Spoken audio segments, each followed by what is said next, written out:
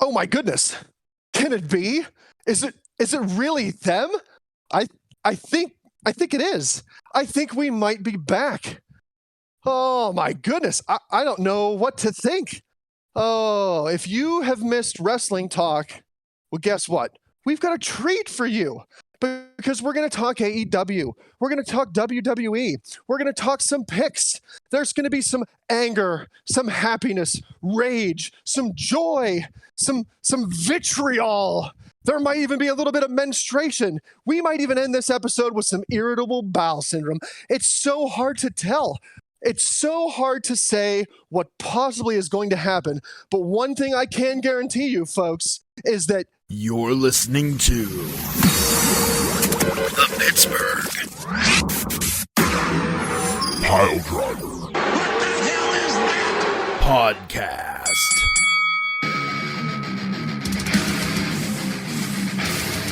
Sweet honey muffins, it's so good to be back. So, murder burbles. Ew. There has been so much time in between the last wrasslin talk show that we've done, and now I completely forget what it is that we do. But I have a feeling, because I work with such constant professionals, we'll be able to fall right back into what we do best very easily. And if I don't, you can count on the three of my cohorts to carry me through this episode like some sort of dwindling deathbed berry patch. Figure it out. They'll get it done. I know they will, even if I'm a hot train wreck. But let's do some stuff here. There's so much wrestling talk to have happening tonight. Oh, it's like a warm, cozy blanket. You just pull it back up over yourself, and you're right back in the comfort zone. Oh, I'm so happy. Ladies and gentlemen, let me tell you who we have here tonight. We have the longest reigning Cruiserweight champion, Tiger Bomb Tom. We have the first ever Cruiserweight champion, Beef the Legend. We have the best damn Cruiserweight champ there ever was, Pook the Bard. And once again, sitting atop the throne of madness, the Mad King reigns again. Ransom the Madman is your current Cruiserweight champion. Now, I know you might be asking yourself, Ransom, you've never really opened the show before by flaunting the accomplishments of the Pittsburgh Piledriver podcast hosts. Why are you doing that now, you ask? Well, I'll tell you why now I'm doing that. Because the Cruiserweight Open has been going for not a long time. The Cruiserweight Championship Open has been going for a while. And absolutely, let's count them on both hands, absolutely spell it. Zero, zero, big goose egg, one of them everything bagels. 1 of you listeners has been able to take home singles gold in the Cruiserweight Championship since we introduced the Cruiserweight Open. Are you disappointed, Ransom? No. Are you angry, Ransom? No. You know why I'm not disappointed or angry? Because we, the 4 of us, are the best damn Cruiserweight champs there ever were. And not one single one of you, I am strongly convinced, can ever take the belt away from where it truly belongs, in the hands of one of the 4 of the P3. The best Cruiserweight champ there ever was, the longest Cruiserweight champ there ever was, the first Cruiserweight champ there ever was, and the maddest Cruiserweight champ there ever was. We're the 4 draped in gold, and the rest of you are draped in Beef right here. The rest of you are draped in shit. Nothing. Do you smell that? I don't smell it because I can't smell anything, and you can't smell anything either because you have beef. Nothing. But that doesn't mean you shouldn't continue to try. We're going to go ahead and open up the rebirth of the Pittsburgh Piledriver podcast with picks. which means it's your opportunity to once again take the Cruiserweight Championship, shove it down our throats, rub our faces in it, and show us just how much better than us you are. Maybe, come February, one of the listeners will be able to have a singles run with the Cruiserweight Championship. I'm not convinced that you can, but that doesn't mean you shouldn't try. Great open, man. That is a solid. You have not missed a beat. That was a long-standing 5-star open. Well, I'm winded. I need somebody else to take the reins of the picks that we're doing. So then I need to take a breath. I think we need to hand it over to the Legend.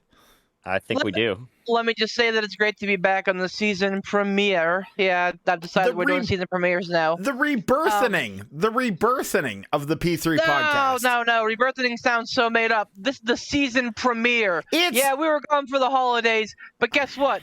You all still have your trees up. You can put your little laptop or phone or computer, whatever you listen to us on, you can put it under that tree because we are your Christmas presents.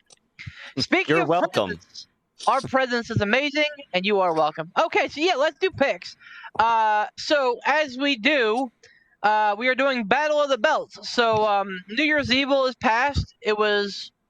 I didn't watch it.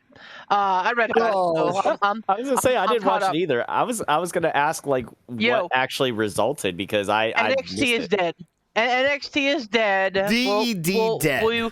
We will give it a proper memoriam on our next show, I'm sure, where it belongs, because we can do it justice here. But suffice it to say that Vince McMahon has killed my will to watch NXT. Great job, Vince. So, with New Year's Evil being over, January Cruiserweight Open is started. So far, I will give you the standings, gentlemen and lady that is competing. We have a tie at the top. At the top with 10 points. That means that they did not get a single match wrong on New Year's Evil. Is Poot the Bard, baby, and Dave. Allegedly. So Dave has been trying to finagle his way into a singles run here.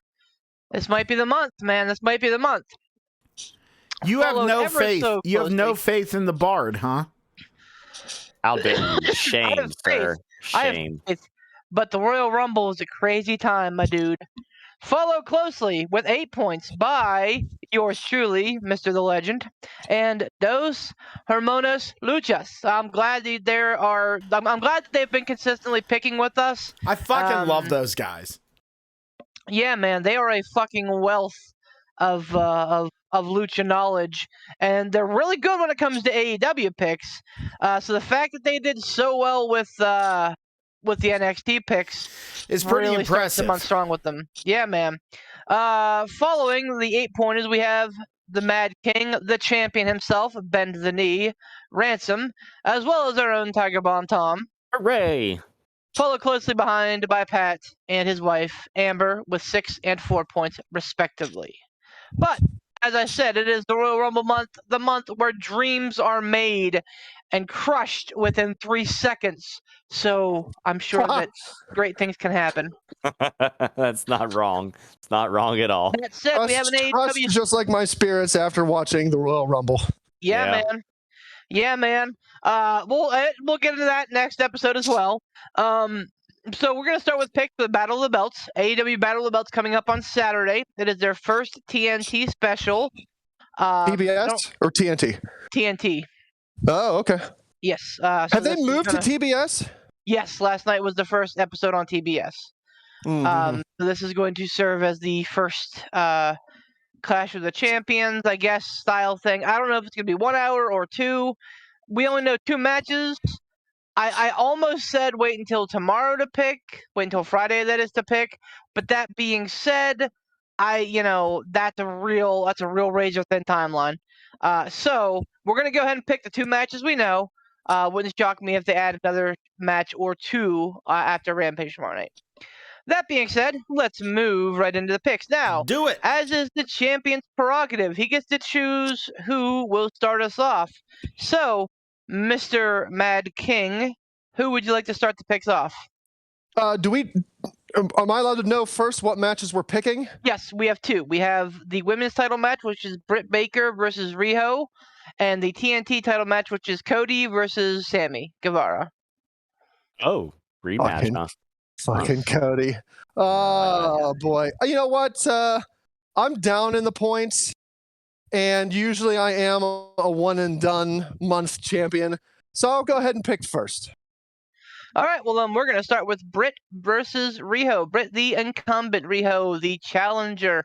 It is worth noting that Britt Baker has never beaten Riho in a one-on-one situation. Ransom, who you got, and how many points?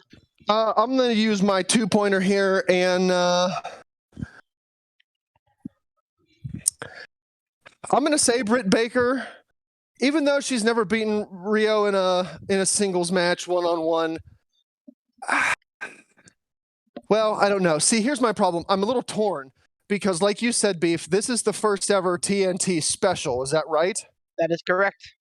So, are they looking to make big waves here because of their first TNT special, or are they going to save Britt Baker losing her title for one of their big pay-per-view events?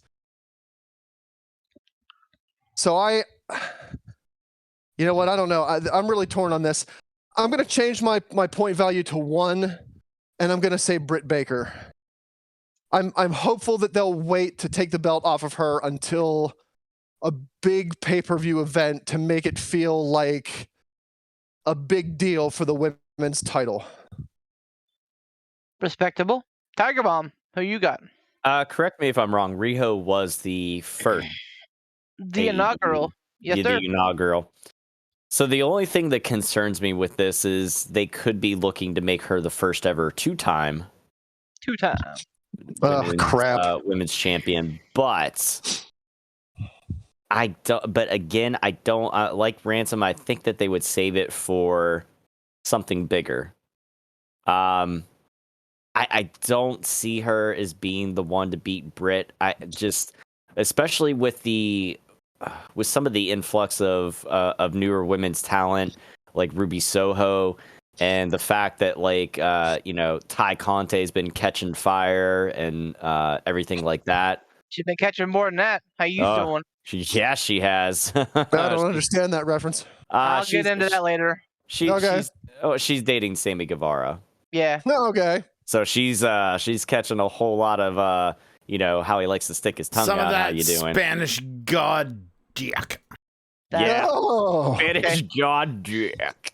I don't know. I don't think Riho's going to be the one to dethrone Miss Britt Baker. So I'm going to go with Britt, and I'm going to put my 2 points on it. Gentlemen, I'm in agreement. Britt Baker has no reason to lose here. I don't know why Riho is so functional right now. They made Riho their inaugural champion. I was like, okay. And then out comes Hikaru Shida, and I'm like, oh, it's like Riho, but better. and but functional. Gooder. And can wrestle and is fun to watch. And now she's and you don't get me wrong, I'm glad that the women's division is deep enough that they have time and space for multiple feuds. That's great. And her and Shida, her and Serena Deeb are really having a great set of matches. Mm-hmm. But that said, there are so many more women who should be facing Britt Baker than Riho. So all that being said, I like Britt in this one for my 2-pointer as well. I got a quick question before Poot makes his pick. Yeah. What's been going on with the TBS title for the women? Is that finalized or that just happened last night? Yep. Jade Cargill beat Ruby Soho in the finals. Really? Yep. Wow. Yep. Clean victory, and Jade Cargill moved 23-0 in AEW. Damn. Yep.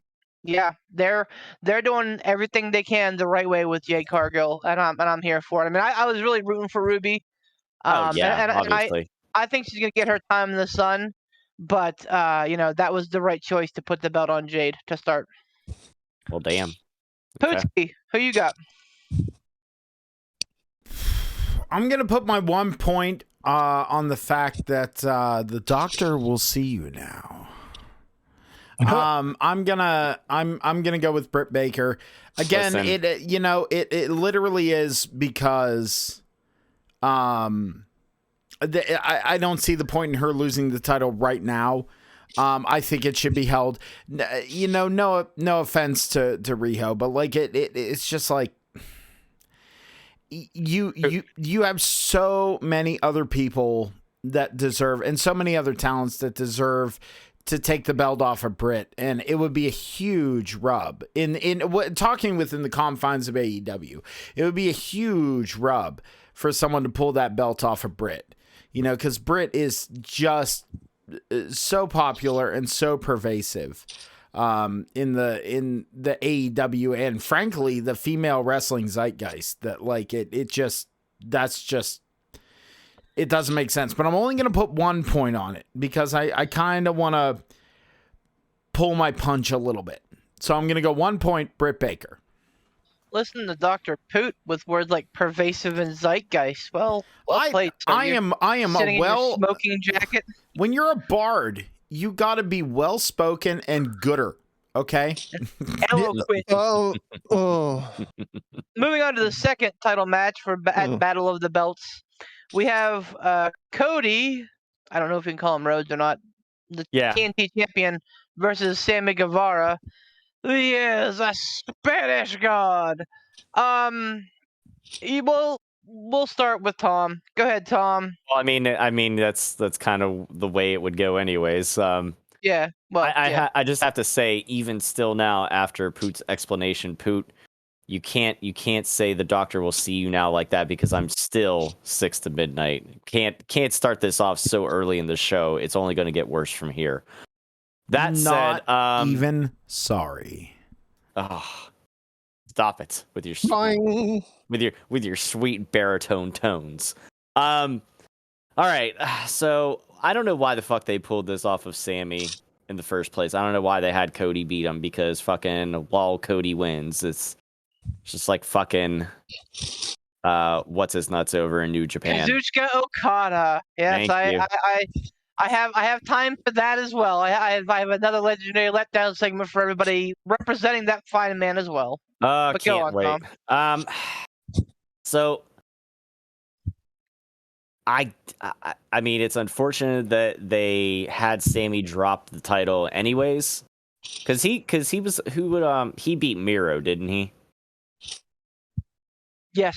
Okay. I haven't watched the weeklies in so long because A, I don't have cable, and B, honestly, my interest in general, I mean, not necessarily more so AEW, but definitely more in the WWE side of things, has been waning, and I need a reason to be emotionally invested again, and Vince has single-handedly ripped that away from me by killing NXT like he has, which we'll get to eventually, but I've lost track of everything. I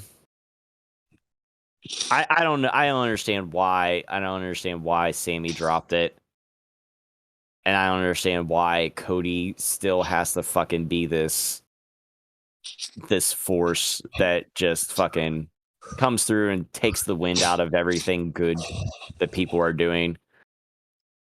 So, unfortunately, I'm not betting against Cody. I'm going with Cody for my 1 point, and that's it. Well, it's all about the roads and how you pave them. It's all about the jobbers and how you pave them. I mean, yeah. Wow. At this point, it's like looking in a freaking mirror. Yep. Man, I don't think Cody knows how to get out of his own way. And we'll talk a little bit more about this after the picks. But it's like he's dragging his feet with the heel turn. He doesn't want to be a heel because I think deep down he wants to believe that people don't want to believe in him as a heel. Cody, my dude, you're a heel. People hate you because you're putting yourself, and even if you have nothing to do with the booking of yourself, you are at the top of the card. You're an EVP. and you're now a 3-time champion, which, might I add, the first ever 3-time champion. Damn The it. 2-time champions were him and Brody Lee, which I was fine with. Like, you want to put Cody on that? Okay, cool. And I understand that the TNT title is going to get diluted through the years. I get that. But man, like, it speaks volumes that Cody wanted to put himself on a pedestal above the late great Brody Lee. That, I think, is what really tunes me up about this whole situation. But all that being said, Tom's right. Don't bet against Cody, because if you bet against Cody, you're betting on a loser. Nobody wins, baby. That's it. I want so badly to see Sammy get the win, get the W. I think that there are going to be more forces at play here. I think that we might see a debut on Saturday night. We'll see, or maybe a full heel turn. But bottom line is, I think Cody gets the W, and I'm putting 1 point on it. Pootski, who you got, Ski? You know what? Throwing my title, my possible title, in the garbage, I'm going to go with my 2 point on Sammy Guevara. Wow. I think at this point, what could happen is that Cody loses the match and then plays the shit-eating heel and really digs into it. If he has any sense to do it. And I understand we're going to be getting into what, like, Cody said and, like, all this other stuff. But if they have any sense, not even just Cody, if backstage AEW has any sense, they, and I understand it will be a little bit of, like, hot potatoing, but, like, it would make sense to have Sammy regain it. Sammy have a good solid run with it to kind of just, like, you know, bring everything back to an equilibrium.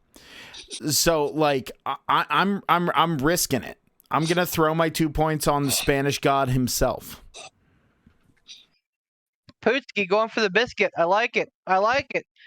Ransom. Yes, Ransom. This is a regular old match, correct? It is a TNT title match, but yes, it is a one fall to a finish. No Okay. crazy stipulations or anything. Okay. So I'm already down in the ranks. This is only one pick. It is only for 2 points. I'm going to throw a little bit of a Hail Mary here. I'm going to go the way of the Bard because hashtag believe in the Bard. I'm going to say 2 points on Sammy Guevara. I don't... It's gonna bite you in the ass, but hey, join me, buddy. Well, here's the thing. I'm kind of putting this pick in the bank of the full-blown Cody heel turn. I'm saying Sammy Guevara gets the W.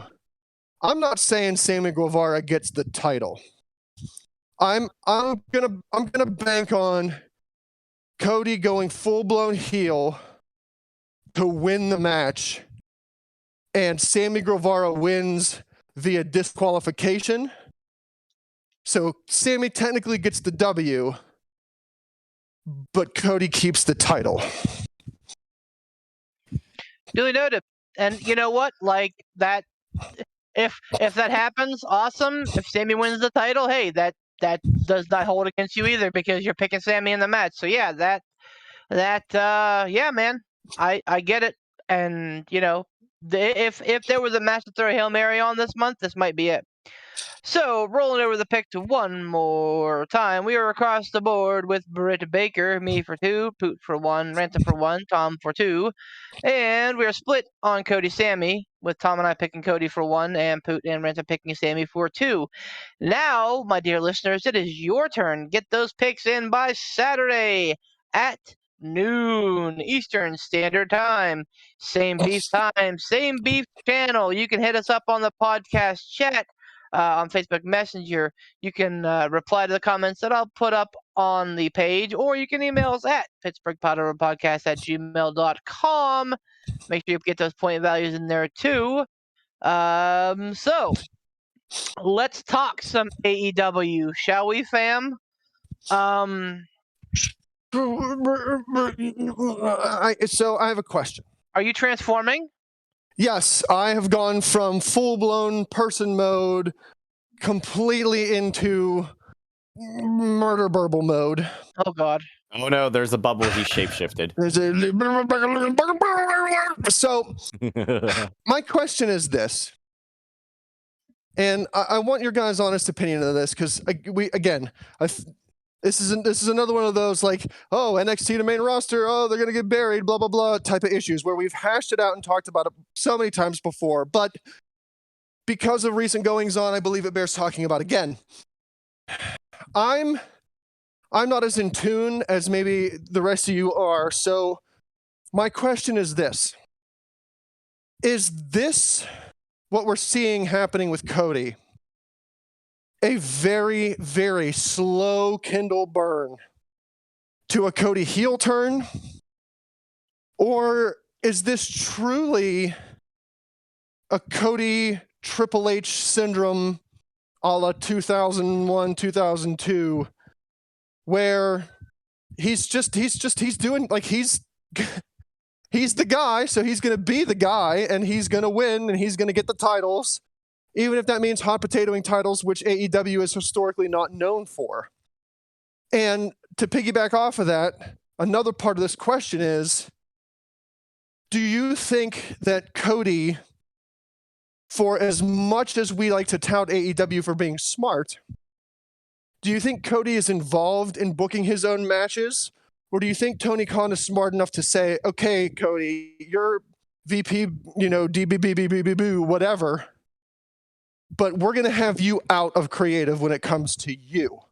You can be involved in creative when it comes to other people, but for you, we're going to do the right thing. We're going to do the smart thing. We're going to have someone else book this. You're not involved. Go. I got nothing on that because I'm just as much out of the loop as you are, so I defer to Beef or Poot or both. You know, they're honestly AEW's pretty cloak and dagger with all that. Like, we know that Cody and the Bucks and Omega are EVPs, and when the company started, they were very much involved in booking. But as time has gone on, reports say that Tony Khan has taken over most of the booking responsibilities. Keyword, most. They mostly So come out at night. who knows whether Cody controls his own professional fate, or if it's Tony, or if it's a conglomerate of the, 7 of those guys. Bad math. 6. Anyway, however many, sitting around a boardroom table, like throwing shit at the wall. I don't know. I gotta believe, part of me really wants to believe, that Cody doesn't have a say in his booking. Because that's the right thing to do. I think that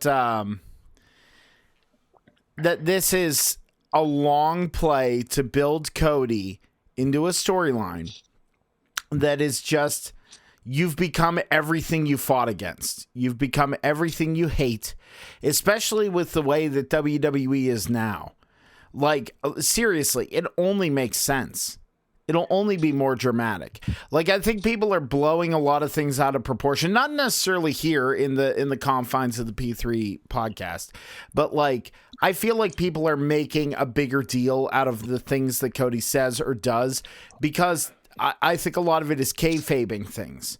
I really do. Seriously. I think that a lot of it is building to this storyline where Cody is this big super heel. I really do. I don't think we have to overthink this. I don't think that we have to, overanalyze everything he says or does.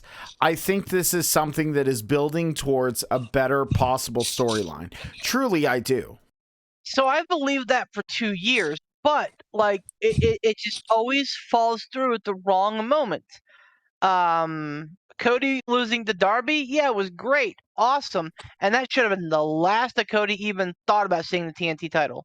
For example, Full Gear, the Cody Malachi Black thing, where Malachi Black basically retired him, and then he came back. Like who won that match? Oh yeah, it was Cody and Pac. Don't forget But that. it was even though Cody it was, and Pac. It wasn't Right. just Cody. and but he still got the winner's purse, so to speak. Like, he still walked out of there as the victor. Don't mince it here, man. Like, at the end of the day, every single storyline that we say, oh well, Cody's just building this up so that he can give a rub to somebody. The only time it's panned out was with Darby Allin, who then lost the belt to Miro unceremoniously. So, and yes, respectively has gone on to bigger and better things, teaming with Sting, fighting CM Punk, etc. But honestly, like, I don't know, man. Like, you might be right, and this could be like a 2-year thing coming where they've had the fans at frothing at the mouth to boo this man. But honestly, I'll have to see it to believe it. When I think about it, I deep down, as a mark, I want to believe that everything that he's doing is is planned. I really do. I want to believe it because he made such an impactful statement on whatever that pay-per-view was, where he came out, had the sledgehammer, went up the stage, and broke the throne. And there's no mincing words over exactly what that meant. It was a sledgehammer. It was a throne with the skull and the whatever that crown is. Like, it, there's no ifs, ands, or buts about it. That was a complete in your face to Triple H. And I don't know if anybody can convince me otherwise. Whatever argument they have, oh, it meant this or it meant, no, it didn't. That was completely Cody saying, hey, Triple H, you fucked up with me in WWE. I'm going to show you. And for him to make such a big statement with that, and to then morph into AEW's version of Triple H himself, I truly deep down want to believe that Cody would know better and would have a better sense than to do that. But like Beef said, it's getting harder and harder to convince me, because every time you think, okay, this is it.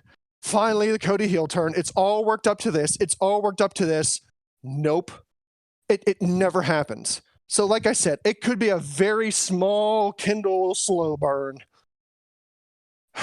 Or it could be, what everybody dreads is that Cody has become everything that he despised when he left the Fed. I don't know the answer.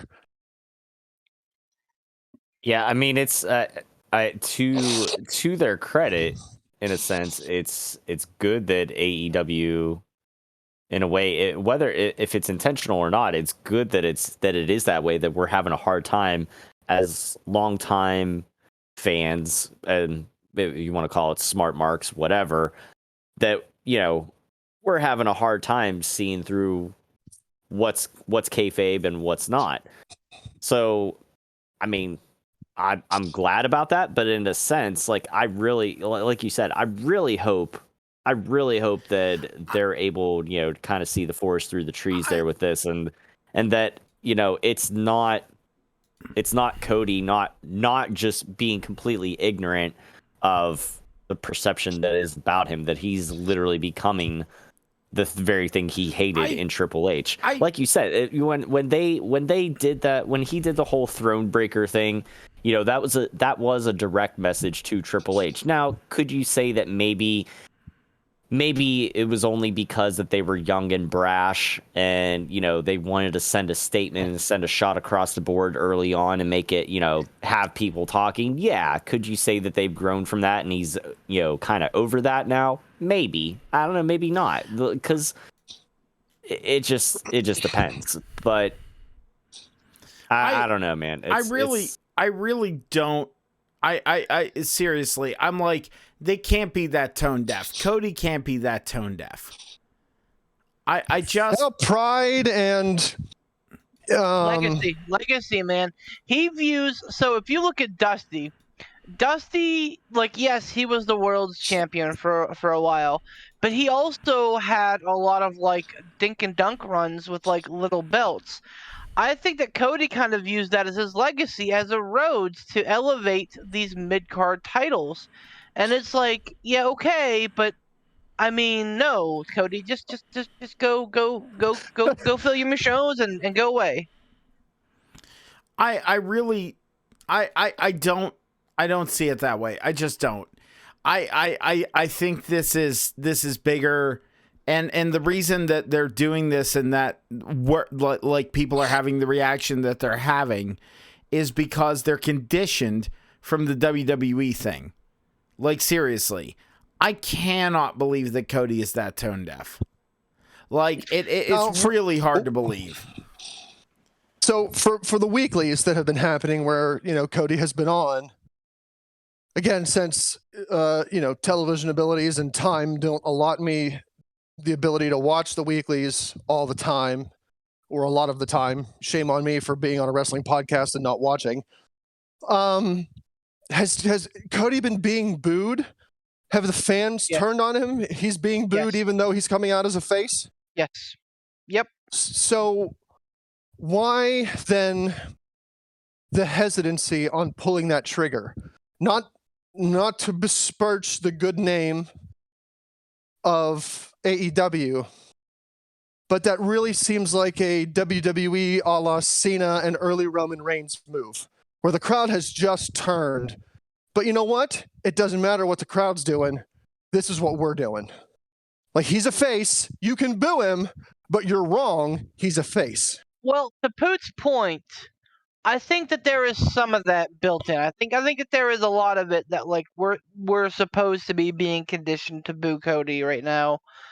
But I just need to see the proof in the pudding, man. Like, I honestly, here is my dream that on Saturday night at Battle of the Belts, Cody defends the title against Sammy Guevara. Cody wins, retains, whatever. I don't care. And then, like, a big debut happens, and I don't know who that could be. Potentially Gargano, potentially Bray Wyatt, to get two names who jump to mind that are absolutely available at this very moment. Come out and just nail Cody's ass to the wall to end the pay-per-view, to end the show. I think that would generate enough buzz for their special shows, and I think it would really put, a mark on this Cody thing. But we'll see what happens. And Tony, I trust. Very rarely has he led AEW astray, so I'm gonna believe in Tony here. No, and that's fine, but like, sit and think about that. With all this possible influx of talent and everything else going on, imagine having someone to play that role of the entitled, shit-eating, thinks they're better than everyone heel. MJF? Think about that. Well, no. MJF is there, but that's a different. It's a whole different can of worms. You get what I'm saying? It's Cody stealing the top heel limelight potentially from MJF, the guy who they've been grooming for 3 years to do so. Well, no, I don't think that, because I think it's two completely different kind of heels. I do. It's completely different. I can see that. I can see what Poot's saying there. Like, MJF is the "I'm better than you" entitled, and you know it, like that. Silver spoon guy. Whereas Cody is the. Cody can be the "I have the legacy. This is my blood. I'm better than everybody, not because I have the silver spoon. I'm better than everybody because look at my lineage. Look at who I came from. Look at what I've done. Look at where I've been. And the cool thing about that is you can go, oh yeah, Stardust, right? Like, you can do that. You can have whatever face is going up against him do that. And to Ransom's point, like I said, even if you pitted him and MJF together, arguably putting two heels together, MJF would obviously be the face. in that. So that's a good way to pivot MJF into a face role. Because yeah, he's still arrogant. He still thinks he's better than you and you know it. But I mean, like he would be the shitty heel that becomes a face that has good points. You see what I'm saying? Oh yeah. Oh, dude, whoever runs MJF's Facebook page deserves a fucking award because they post so much like shit right, they that do. makes all of the sense that I'm like, man, that's fucking on point. And like everything MJF says is on point. He may be a dickhead, but he's not wrong. Yep. But to kind of put a pin in the Cody thing, I think just like it was last year, and just like it'll probably be next year, we're gonna have to see where this goes. And ultimately, I think that we're gonna get an answer hopefully before next year. I think that we're gonna get an answer here pretty damn quick. What's going to happen? Can I make a salient point about what you just said? Of course. With AEW and with a lot of other things regarding AEW, we always have to say, let's see where this goes. And not in a sense of, well, let's see where it goes. We go, let's see where it goes. Like, it's more like, I'm interested. I want to see it. Not more like, well, okay, maybe they won't disappoint us this time. Wherever it goes, it's going to be interesting. It's going to be fun. It's going to be entertaining. And it's going to make me want to fucking watch. Like, that's kind of the thing. And not trying to pivot into WWE discussions because, boy, howdy, we'll get into that in episode 2. But, like, it's more just like, no matter what they do, even the missteps are still something worth discussion, and not necessarily in a bashing way. It's worth discussion of going, well, why the hell did they do that? Okay, well, they tried something and it didn't work. And they usually pivot really well. I mean, who's a really good point of that is Miro. He came in with that whole best man thing, and I love the idea of, it's like Miro, the best man. But they couldn't separate it from what he initially came in for, so now, look at where he's at now. They pivoted away from it. They're really good at doing that. They're good at pivot. They're good at... They're good at... They read the room well. Tony Khan reads the room well. And that's the thing, that's why I remember when AEW started, everyone was kind of really skeptical about Tony Khan and about everything that he did. But because but the thing is, he's proving, and especially over the timeline of AEW, he is proving that he is a wrestling fan and he cares about making a wrestling company entertaining. Oh yeah. I'll say sorry. That Tony Khan is better at what he does with AEW than his father in NFL. By far. In terms of getting the right people, and in terms of putting them in the right place, in terms of making sure that people are doing the right things, by far. So Tony Khan strikes me as one of those guys who is the complete opposite of another leader of another wrestling company, who I shall not mention on this episode, where instead of doubling down and saying, no, it didn't work, but we're going to soldier through. Oh, it didn't work again, we're going to keep going. Oh, it didn't work again, fuck you, I'm doing it how I want. Tony Khan seems like one of those guys where if it doesn't work, he goes, well, we gave it a shot, it didn't work, let's learn from our mistakes, and let's make the adjustment going forward and see if going in this direction works better. And if it does, great. And if it doesn't, he goes, well, we tried something different. We learned more. Let's take it in this direction and see if this works. He seems like a guy who learns from mistakes instead of saying, well, this didn't work, we're just going to double down on it and keep going. As opposed to saying I don't. As opposed to saying I don't make mistakes. Yep. Yes. Yeah, that's it. Now, Beef, you did mention that there are 2 possibilities for debuts on this special event show in Johnny Gargano or Wyndham Rotunda.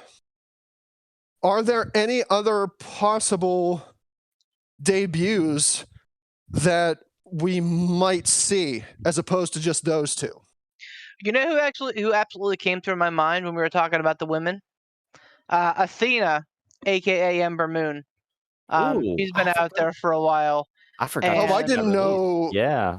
Well, I yeah, think- I A, I think didn't it know would she be- was released, and B, I didn't know it was her time to go somewhere else. I am fucking here for it.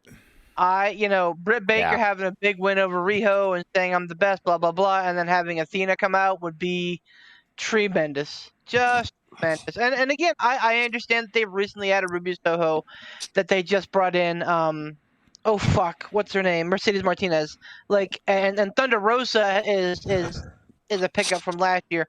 Like, yes, they are definitely adding pieces to the drawer, but man, like Ember Moon has notoriety. And she just has that swagger, man, that I don't that can't be beat. Well, where did she? Where was she, if anywhere, before NXT? I think she's just in the Indies Okay. as Athena. Okay. She was working, I think, the Southern Territories. Okay, because Mercedes Martinez, correct me if I'm wrong, she was an Impact. Yeah. So I mean, like it. I mean, I like the fact, like you mentioned, they did bring in Ruby Soho. All not too long ago. I mean, it seems like it's been a lot longer than it has. But if we really think about it, it was only back at All Out, and that was the end of August. So it's not like it's really, in the grand scheme of things, been a super long time. But they obviously brought Ruby in. They gave her a huge springboard leap. A big win in the Casino Battle debut and everything like that, and put her in a title match fairly quickly. But they didn't, obviously they didn't have her win it yet. I like the fact that they are having somebody that's an AEW original in the women's division, still, kind of soldiering on and carrying that title, and they haven't done it yet. But I guess what I was going to say is I wouldn't be entirely disappointed if somebody that did come from NXT or somewhere in WWE would be the one to dethrone her. I wouldn't be disappointed with Ruby or Ember Moon. Do we know, speaking of WWE releases or people that quit, do we know what's happened with Toni Storm? Because I had heard that she just quit without notice. Yeah, I don't know, but I mean, honestly, she's gonna carry that 90-day no compete clause because she was at that point main roster talent. I don't know how the contracts work exactly, Right. but she'll probably carry that with her. And because that would be another one I wouldn't be disappointed at all seeing in AEW. I mean, honestly, I think that Tony's path probably goes back to Stardom, if I'm being honest, and I'm okay with that. Yeah, Okay. because she was big over there. Yeah. But a lot of the big contracts that recently came up, I think you might see for a Revolution debut, like Keith Lee, for example. He would be well timed for a Revolution debut. Oh man. Samoa Joe, depending on what his situation is, being that he signed on to come back to NXT, maybe he only has a 30-day. I don't know. I don't see that happening. Honestly, I think Joe coming back and doing something, he's gonna have that 90. I wouldn't be surprised. They made that mistake. They made that mistake with Aleister Black, and I'm pretty sure they probably went, "Oh, okay, we can't let that happen again."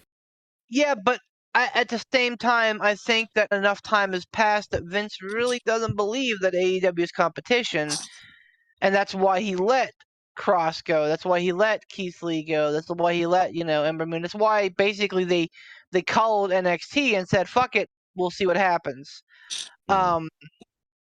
But yeah, I think right now the biggest names out there as far as males go are definitely Wyndham Rotunda and Gargano. There's an AEW show coming up in Cleveland here within the next, I think, toward the end of this month. Mm-hmm. So that's probably where Gargano is going to debut. But see, being the fact that Candice is, I don't know. I mean, she's how far along now? I don't know. do you think that he might want to take a little bit of time off and kind of Well, it's not like settle into new AEW. fatherhood? I mean, it's not like AEW tours. AEW no. has one show a week that they tape both Rampage and they do Dynamite Live and they tape Rampage at the same time. So, I I get think that. Yeah, I get that, and I understand. Like they were also very understanding with Hangman's situation. Whenever whatever he was having his kid and everything like that. I just meant more so from Gargano's standpoint. Don't you think he might? Maybe he'll want to take a breather and kind of get things settled in and everything like that once the kid comes. This is Johnny freaking Wrestling we're talking about. Like his last name is Wrestling. Okay. I see where you're headed, Yeah. and I don't disagree, but I think that's something that he talks to Tony about. And they say, all right, listen, like when this happens, I'm probably going to be unavailable for a bit. And Tony's probably like, yeah, that's fine. Like, we'll just be happy to have you. Yeah, I'm just saying. Tony Khan strikes me as that type of guy that if he's going to do negotiations with Gargano and Gargano says like, hey, my kid's born, I'm going to want to, do some paternity leave. I'm going to want to spend some time with my family. Tony's going to say, hey, all right, hey, go for it. Yes. Oh, right? yeah. Because that's a big, big sign, big deal for AEW. They're not going to want to let him get away just because they don't want to give him time with his family. And two, I feel like debuting now is striking while the iron is hot, because the wrestling world is still talking about Johnny Gargano's departure from NXT and how big of a deal that was because of how big a deal in NXT he was. Right. So if he debuts now, I feel like that's a real big, no pun intended, that's a big impact for AEW. Like, oh shit, Johnny Gargano is here, just left AEW or just left NXT. Now he's here. Holy cow. He wrestles for a bit until his child is born, and then he, takes some time off and goes away. At least they get that big, impactful debut coming straight off of the heels of his NXT departure. And, I don't know. I feel like debuting now or very soon is one of those things where people are going to go ape shit. Whereas I'm not saying that they're not going to care in a few months if he debuts. They still will. He's a big deal. But I don't know. I still think the impact is going to be there for him to do it now, then take the time off that he needs. Speaking of big deal, real quick, and I know we're wrapping up here. I just want to say this, that I think that the AEW, well, first of all, I think that the 2020 MVP and the AEW MVP for 2021, excuse me. I don't know what year it is anymore. I live in some sort of like liquid time sensitive zone. I don't know. Multiverse. For the last year, the MVP and AEW's MVP for the last 6 months has been Bryan Danielson. That dude has had a spectacular year in WWE, pivoted it right to coming into AEW and being a main eventer, like playing a great heel and putting on holy fuck matches. Look, Bryan Danielson, if I didn't know how old he was, you'd be hard pressed to convince me that he's 40. You just would. It doesn't look like he has missed a beat. He looks like he's in tremendous ring shape. He moves so fluidly and so meticulously. He is such an impressive guy to watch in the ring. And, I think this probably was the best career move for him because he's going to be well featured in AEW. Like Beef said, he's put on blockbuster matches in the short amount of time that he's been there. For him not to have gone there, for him to have stayed where he was, I don't think that they would have spotlighted him as well as he's being spotlighted in AEW. He oozes, the man just bleeds talent. It's ridiculous. Yeah, man. And like he's put on great matches with Bobby Fish. Yeah, yeah. Suzuki, obviously Omega, and then 2 fucking clinics with Hangman Page, man. Like and this is just the beginning. Well, of his tenure in AEW. I'm already stoked for like him versus Punk. I don't care whether it's for the title, whether it's not for the title. Like for as excited I was for Punk versus Bryan in WWE, I am 10 times more excited about Punk versus Bryan in AEW. It's Punk versus Bryan in AEW is going to be it's going to be better than any match that they would have been able to have in WWE.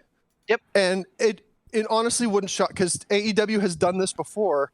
It wouldn't shock me to see Punk and Danielson have a multi-match program to where they spend, who knows, 2 to 4 matches in time limit draws before there's one final blow-off match, and there's only one of those guys wins.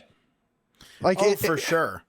Most programs you see that have multiple matches, like the Edge Orton storyline, it bounced back and forth. Orton wins, Edge wins, Orton wins, Edge wins. Okay, here's the final blow-off. Who gets the final victory? But these two guys, really, it wouldn't shock me, because AEW likes to do old school stuff to where they have multiple matches that go to time limit draws, and then there's only one blow-off match at the very end where there's a victor, and I'm all here for something like that. Oh, for sure. Agreed. Absolutely. Well, what do you say we wrap this episode on AEW stuff up in a nice little burrito? Ransom, I'm going to let you wrap up the burrito for this one. Okay, well, I got big shoes to fill, so I'm going to try my best. Here we go. Okay, here we go. Ladies and gentlemen, we would like to thank you for listening to the Pittsburgh Piledriver Podcast, our season premiere. Don't call us a reboot. This isn't P3 2.0. There's no tie-dye in this bullshit. That's not gonna happen. This is just the season premiere. The same old Pittsburgh Piledriver Podcast that you have loved will continue on. We would like to thank our sponsor. Sean Tischler does great things for IWC and the independent wrestling community in Central Pennsylvania. I'm telling you, Poot has said it many, many times, and I'm not gonna drag it out, but the man isn't wrong. If you want to see stars of the future, go to some independent wrestling shows, go to some IWCs, watch some of that shit on YouTube. You will definitely see future televised wrestling stars, because that's where they're made. We'd also like to thank Casual Gaming Dad, our very own Tiger Bomb Tom. He does a lot of great stuff on the gaming communities. Lots of great people. I have met and become friends with many, many wonderful people through Casual Gaming Dad. And those friendships are invaluable, and I greatly cherish them. He does a lot of great gameplays. They're all fun to watch. I am never not entertained by watching Casual Gaming Dad. Join Casual Gaming Dad and the rest of the P3 on Tuesday nights, 9 p.m. Eastern Standard Time, as we play Among Us. We slaughter each other, we lie to each other, we build and tear down our friendships. It's wonderful and horrible all at the same time. Oh boy, let's see here. Poot the Bard, he does things on the YouTubes as well. Guitar stuff, video game stuff. Check him out. Our very own legendary man, Beef the Legend, does wonderful things on the Pittsburgh Piledriver page with Beef Raw. Check him out there. Football talk, gaming talk, wrestling talk, all sorts of crazy talk. Again, never not entertained by the man. If you want to be semi-entertained, maybe check me out on YouTube. My channel is Frig Off Ransom. I don't do fun video game things. I don't do very interesting guitar work, if any. It's basically just me being a dumbass, walking around on my porch, yelling at my phone. If that sort of bullshit entertains you, go check me out there. I think that's it. We're going to do Stump the Chumps on our next episode. We have the death rattle of NXT on our next episode. You're not going to want to miss it. Next episode is going to be filled with lots of vitriol. I'm convinced. And if it's not, I'll be sorely disappointed. Ladies and gentlemen, for Poot the Bard, Tiger Bomb Tom, Beef the Legend, Ransom the Madman, thank you for listening to the Pittsburgh Piledriver Podcast. Goodbye. Fuck Okada. Yeah.